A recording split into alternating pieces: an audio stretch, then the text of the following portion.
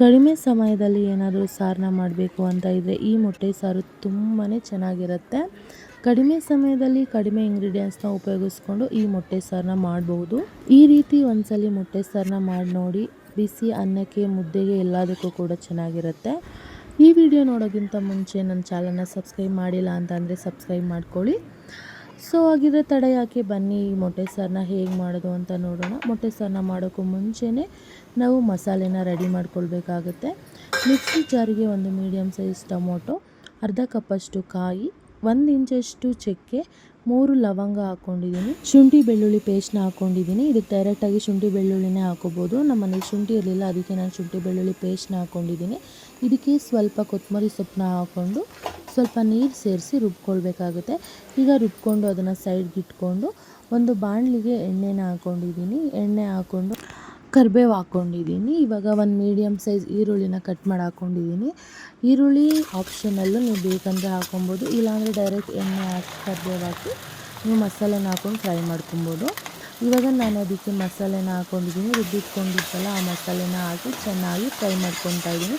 ಯಾಕಂದರೆ ನಾವು ಹಸಿ ಮಸಾಲೆನ ಹಾಕ್ಕೊಂಡಿರೋದ್ರಿಂದ ಹಸಿ ವಾಸನೆ ಹೋಗೋವರೆಗೂ ಎಣ್ಣೆಲಿ ಚೆನ್ನಾಗಿ ಫ್ರೈ ಮಾಡ್ಕೊಬೇಕು. ಈಗ ಎಣ್ಣೆಯಲ್ಲಿ ಫ್ರೈ ಮಾಡ್ಕೊಂಡಿದ್ದಾದಮೇಲೆ ನಾನು ಇದಕ್ಕೆ 1 ಸ್ಪೂನ್ ಆಗುವಷ್ಟು ಚಿಲ್ಲಿ ಪೌಡರ್ನ ಹಾಕ್ಕೊಂಡಿದ್ದೀನಿ. ಮತ್ತು 1 ಸ್ಪೂನ್ ಆಗುವಷ್ಟು ಧನಿಯಾ ಪೌಡರ್ನ ಹಾಕ್ಕೊಂಡಿದ್ದೀನಿ. ನೆಕ್ಸ್ಟ್ ಅದಕ್ಕೆ 1 ಸ್ಪೂನ್ ಚಿಕನ್ ಮಸಾಲಾನ ಆ್ಯಡ್ ಮಾಡ್ತಾಯಿದ್ದೀನಿ. ಸ್ವಲ್ಪ ಗರಂ ಮಸಾಲೆನ ಹಾಕ್ಕೊಂಡು ಇವಾಗ ಎಲ್ಲ ಮಸಾಲೆನೂ ಮಿಕ್ಸ್ ಮಾಡ್ಕೊತಾ ಇದ್ದೀನಿ. ಮಿಕ್ಸ್ ಮಾಡ್ಕೊಂಡಿದ್ದು ಆದಮೇಲೆ ನಾನಿವಾಗ ಇದಕ್ಕೆ ಸ್ವಲ್ಪ ನೀರನ್ನ ಆ್ಯಡ್ ಮಾಡ್ಕೊತಾ ಇದ್ದೀನಿ. ಜಾರ್ಗೆ ನೀರು ಹಾಕ್ಬಿಟ್ಟು ಆ ನೀರನ್ನೇ ನಾನು ಆ್ಯಡ್ ಮಾಡ್ಕೊತಾ ಇದ್ದೀನಿ. ಇವಾಗ ಚೆನ್ನಾಗಿ ಮಿಕ್ಸ್ ಮಾಡ್ಕೊಬೇಕು. ಚೆನ್ನಾಗಿ ಮಿಕ್ಸ್ ಮಾಡ್ಕೊಂಡಿದ್ದು ಆದಮೇಲೆ 1 ಗ್ಲಾಸ್ ನೀರನ್ನ ಹಾಕ್ಕೊತಾ ಇದ್ದೀನಿ. ತಿಕ್ನೆಸ್ ನೋಡ್ಕೊಂಡು ಹಾಕ್ಕೊಬೇಕು. ಜಾಸ್ತಿ ತೆಳ್ಳಗೂ ಇರಬಾರ್ದು, ತುಂಬ ಗಟ್ಟಿಯಾಗೂ ಇರಬಾರ್ದು. ಇವಾಗ ರುಚಿಗೆ ತಕ್ಕಷ್ಟು ಉಪ್ಪನ್ನು ಸೇರಿಸ್ಕೊತಾ ಇದ್ದೀನಿ. ಸೇರಿಸ್ಕೊಂಡು ಕುದಿ ಬರಲಿಕ್ಕೆ ಬಿಡಬೇಕು. ಇವಾಗ ನೋಡಿ ಸಾರು ಚೆನ್ನಾಗಿ ಕುದ್ದು ಲೈಟಾಗಿ ಎಣ್ಣೆ ಎಲ್ಲ ಬಿಟ್ಕೊಂಡಿದೆ. ಇವಾಗ ನಾನು ಸ್ಟವ್ನ ಸ್ಲಿಮ್ಮಲ್ಲಿ ಇಟ್ಕೊಂಡು ಮೊಟ್ಟೆನೆಲ್ಲ ಸೇರಿಸ್ಕೊತಾ ಇದ್ದೀನಿ. ಒಂದೊಂದೇ ಮೊಟ್ಟೆನ ನಾನು ನೀಟಾಗಿ ಸೇರಿಸ್ಕೊತಾ ಇದ್ದೀನಿ. ಸ್ಟವ್ನ ಸ್ಲಿಮ್ಮಲ್ಲೇ ಇಟ್ಟು ಮುಚ್ಚಿಟ್ಟು 10 ನಿಮಿಷ ನಾನು ಇದನ್ನು ಸ್ಲಿಮ್ಮಲ್ಲೇ ಬೇಯಿಸ್ಕೊತಾ ಇದ್ದೀನಿ. ಮೊಟ್ಟೆ ಎಲ್ಲ ನೀಟಾಗಿ ಬೇಯಬೇಕು. ಇವಾಗ ನೋಡಿ ಆಗಿದೆ, ನೀಟಾಗಿ ಎಣ್ಣೆ ಎಲ್ಲ ಬಿಟ್ಟಿದೆ. ಇವಾಗ ಮೊಟ್ಟೆ ಸಾರು ರೆಡಿ ಆಗಿದೆ. ಅನ್ನಕ್ಕೆ, ಮುದ್ದೆಗಂತೂ ತುಂಬಾ ಚೆನ್ನಾಗಿರುತ್ತೆ. ನೀವು ಒಂದ್ಸಲ ಟ್ರೈ ಮಾಡಿ ಈ ಸಾರು ಹೇಗಿತ್ತು ಅಂತ ಹೇಳಿ.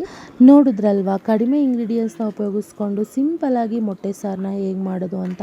ಈ ವಿಡಿಯೋ ನಿಮಗೆ ಇಷ್ಟ ಆಗಿದ್ರೆ ಒಂದು ಲೈಕ್ ಮಾಡಿ, ಶೇರ್ ಮಾಡಿ, ಸಬ್ಸ್ಕ್ರೈಬ್ ಮಾಡಿ, ಹೀಗೆ ಸಪೋರ್ಟ್ ಮಾಡ್ತೀರಿ ಅಂತ ಹೇಳ್ತಾ ನೆಕ್ಸ್ಟ್ ವಿಡಿಯೋದಲ್ಲಿ ಸಿಗ್ತೀನಿ.